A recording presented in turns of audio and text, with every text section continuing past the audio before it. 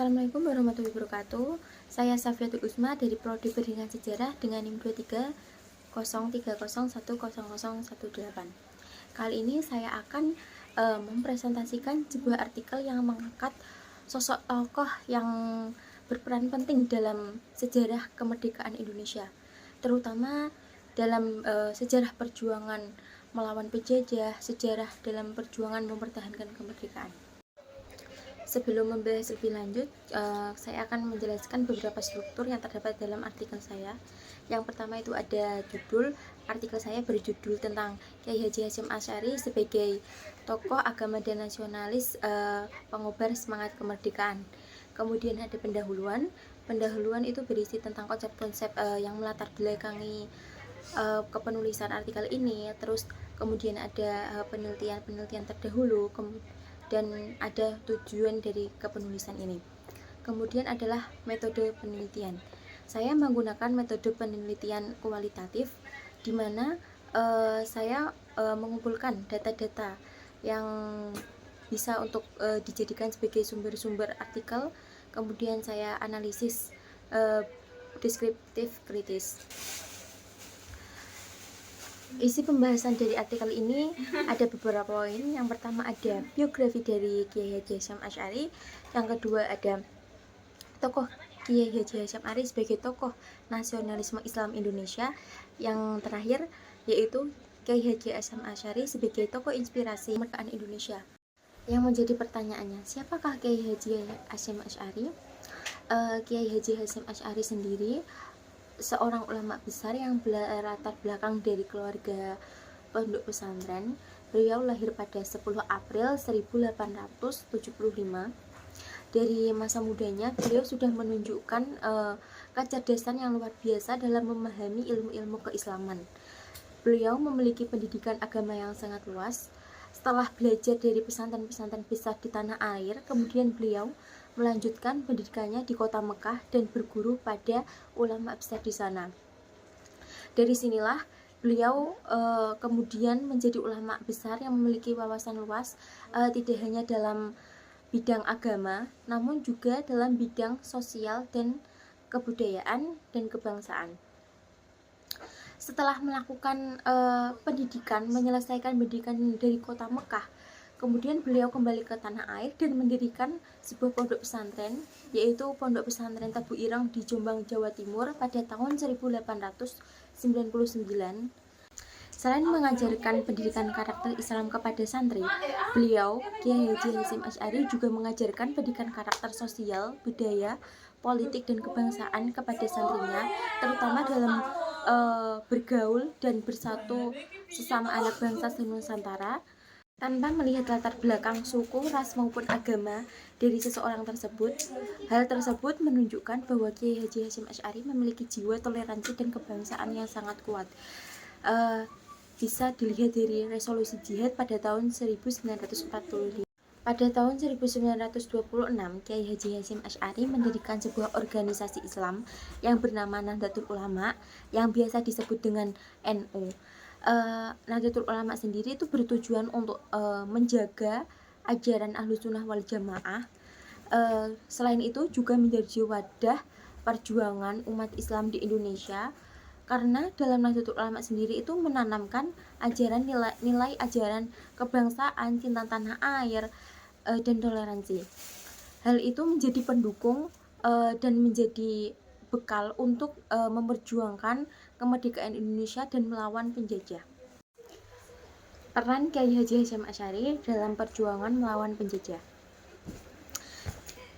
Beliau mengeluarkan fatwa jihad yang menjadi peristiwa bersejarah yang menunjukkan keberanian, kecintaan beliau terhadap bangsa Indonesia, yaitu resolusi jihad pada tanggal 22 Oktober 1945 yang sekarang diperingati sebagai Hari Santri Nasional Indonesia. Pada awalnya, bangsa Belanda kembali ke Indonesia itu bertujuan untuk mengamankan tawanan perang dan melucuti senjata Jepang. Namun lambat laun mereka itu bersikap semena-mena. Mereka mengibarkan bendera Belanda di Hotel Yamato di Surabaya. Sehingga hal tersebut itu memicu kemarahan rakyat Surabaya. Mereka menganggap bahwa kedatangan Jepang akan mengancam kedaulatan Indonesia yang menjadi negara yang baru saja merdeka. Di tengah kembalinya Belanda ke Indonesia melalui tentara sekutu, melihat hal tersebut, Kiai Haji Hasyim Asy'ari dan para ulama NU menyatakan bahwa berjihad melawan penjajah adalah wajib hukumnya, atau dalam fikih itu biasa disebut dengan fardhu ain. Resolusi jihad ini secara singkat terus disebarkan melalui musola, masjid, dan mulut ke mulut untuk menyerukan perjuangan melawan Belanda yang kembali ke Indonesia tersebut. Resolusi jihad tersebut akhirnya mampu membangkitkan semangat masyarakat Surabaya yang kemudian bertempur habis-habisan melawan penjajah Belanda.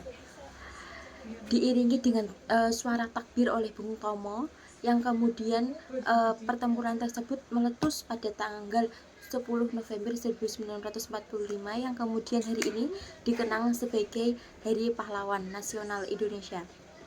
Selain itu juga pertempuran itu dilatar belakangi oleh tewasnya Jenderal Malabi. Tewasnya Jenderal Malabi itu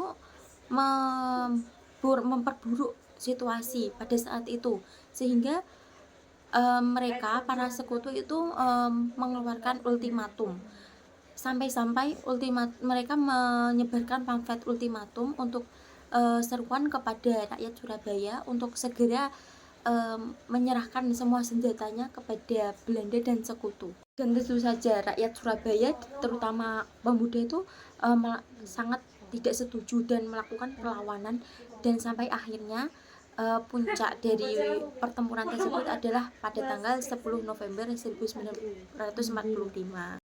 Selain itu, Kiai Haji Hasyim Asy'ari juga dikenal sebagai orang yang tegas terhadap penjajah, terutama pada masa kependudukan Jepang.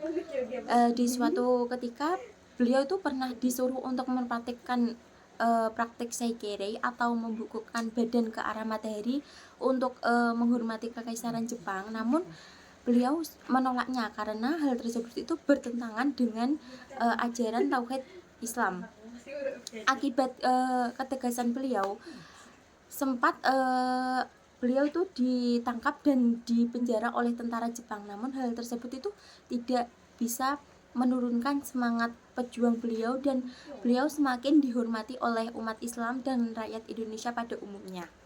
Meskipun Kiai Haji Hasyim Asy'ari sudah wafat pada tanggal 25 Juli 1947, namun pemikirannya tetap hidup sampai sekarang. Pesantren Tebu Ireng yang didirikannya selalu melahirkan tokoh-tokoh bangsa. Nahdlatul Ulama yang menjadi salah satu organisasi terbesar di dunia, dan pemikiran kebangsaannya, semangat yang ditanamkan oleh beliau itu masih dijaga sampai sekarang, sampai pada akhirnya pemerintah menganugerahkan gelar pahlawan nasional kepada beliau pada tahun 1964. Dari perjalanan hidup Kiai Haji Hasyim Asy'ari, kita tuh bisa belajar bahwa agama dan nasionalisme itu bisa berjalan beriringan. Bahwa menjadi religius itu bukan berarti kita abai terhadap bangsa negara kita. Bahkan cinta tanah air itu adalah sebagian dari iman. Kiai Haji Hasyim Asy'ari juga menjadi simbol ulama pejuang, bahwa ulama tidak hanya mengajar tapi juga memimpin. Ulama tidak hanya membimbing umat tapi juga membela rakyat.